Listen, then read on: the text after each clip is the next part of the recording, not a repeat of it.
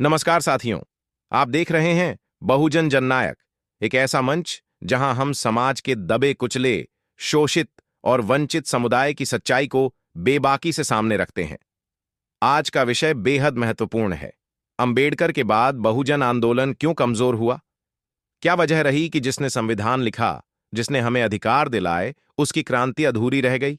आइए सच्चाई को गहराई से समझते हैं।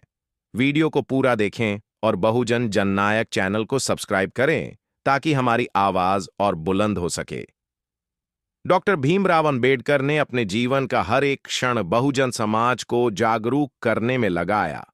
उन्होंने संविधान के माध्यम से दलितों, पिछड़ों और आदिवासियों को कानूनी अधिकार दिलाए, लेकिन वे जानते थे कि सिर्फ कानून बदलने से समाज नहीं बदलेगा, इसके लिए सत्ता परिवर्तन जरूरी है।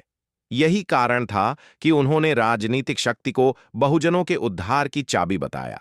लेकिन उनके जाने के बाद आंदोलन दिशा भटकने लगा। अंबेडकर ने एक सुविचारित आंदोलन खड़ा किया था, लेकिन उनकी मृत्यु के बाद यह नेतृत्व विहीन हो गया। उनका सपना था कि बहुजन समाज एकजुट होकर अपनी राजनीतिक और सामाजिक शक्ति बनाए, लेकिन ऐसा नहीं हुआ। दलित और पिछड़े समुदाय में कई गुट बन गए, जो अलग अलग विचारधाराओं में बंटे रहे। इस बिखराव का सीधा फायदा मनुवादी ताकतों ने उठाया और बहुजन आंदोलन कमजोर पड़ता गया। अंबेडकर ने जिस ब्राह्मणवाद का विरोध किया था, उसने बहुजन आंदोलन को कमजोर करने के लिए कई तरीके अपनाए। शिक्षा, नौकरियों और संसाधनों से बहुजनों को दूर रखा गया। साथ ही जातियों में फूट डालकर उन्हें आपस में लड़वाया गया। फूट डालो और राज करो की नीति के चलते बहुजन समुदाय कभी एक मंच पर नहीं आ पाया। अंबेडकर हमेशा कहते थे, जिसके पास सत्ता नहीं, उसके अधिकार भी नहीं होते। लेकिन उनके बाद बहुजन नेतृत्व राजनीति में प्रभावी पकड़ नहीं बना पाया।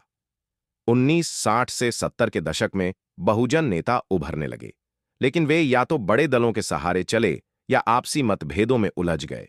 इससे बहुजन समाज का एक संगठित राजनीतिक मोर्चा नहीं बन पाया और उनकी आवाज कमजोर पड़ गई। बाबा साहेब अंबेडकर ने बुद्ध धम्म अपनाया था और लाखों अनुयायियों के साथ बौद्ध धर्म की राह चुनी थी, क्योंकि हिंदू धर्म में दलितों के लिए कोई सम्मानजनक स्थान नहीं था। लेकिन उनके बाद यह आंदोलन उस गति से आगे नहीं बढ़ा जैसी उम्मीद थी। बहुजन समाज जातिवादी मानसिकता से पूरी तरह मुक्त नहीं हो पाया और धार्मिक भ्रम के चलते वे संगठित नहीं हो सके। अंबेडकर ने कहा था कि शिक्षित बनो, संगठित हो, संघर्ष करो। लेकिन उनके बाद शिक्षा पर सवर्ण वर्गों का वर्चस्व बढ़ा। बहुजन समाज को सही जानकारी नहीं मिली, क्योंकि मीडिया, स्कूल, कॉलेज और सरकारी संस्थाओं पर उन्हीं ताकतों का नियंत्रण रहा जो अंबेडकर की विचारधारा के खिलाफ थीं। इससे बहुजन आंदोलन वैचारिक रूप से भी कमजोर होता चला गया। सवाल यह उठता है कि अब क्या किया जाए? क्या बहुजन आंदोलन हमेशा कमजोर ही रहेगा? नहीं। अगर हम अंबेडकर की विचारधारा को फिर से सही तरीके से समझें और उसे अपने जीवन में लागू करें, तो बदलाव संभव है।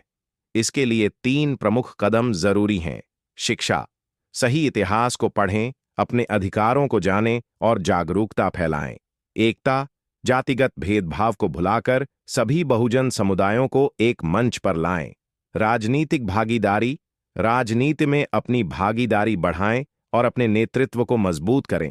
अगर आप चाहते हैं कि यह क्रांति फिर से जिंदा हो, तो यह वीडियो ज्यादा से ज्यादा शेयर करें और बहुजन जननायक चैनल को सब्सक्राइब करें। यह सिर्फ एक चैनल नहीं, बल्कि एक आंदोलन है जो अंबेडकर के सपनों को पूरा करने की दिशा में काम कर रहा है। अपनी राय कमेंट में जरूर दें और अगली वीडियो के लिए हमें सुझाव दें। जय भीम, जय बहुजन।